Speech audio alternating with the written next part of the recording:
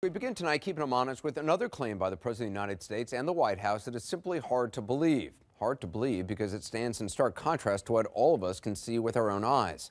On this day in which Anthony Scaramucci, the newly appointed White House communications director who called himself the Mooch, was escorted off White House property after being let go just 11 days after he started, the president tweeted to take credit for the stock market and other things, insisting that there is, quote, no White House chaos.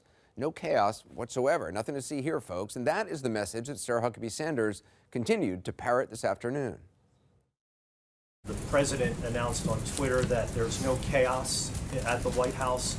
How would you describe what has happened over the course of the past 10 days? Obviously, you will agree with your boss, the president, that there's no chaos, but how do you explain that not to be the case? I think it's pretty simple. I've said it before. If you want to see chaos, come to my house with 3 preschoolers. This doesn't hold a candle to that.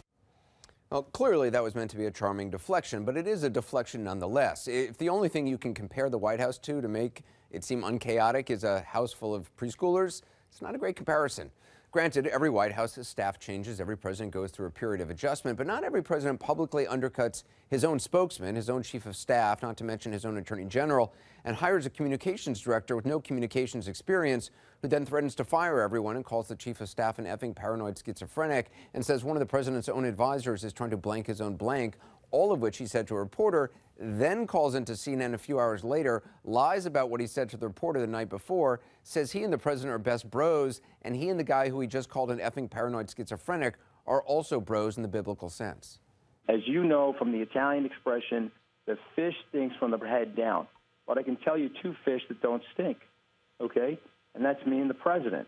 I don't like the activity that's going on in the White House. I don't like what they're doing to my friend. I don't like what they're doing to the president of the United States or their fellow colleagues in the West Wing.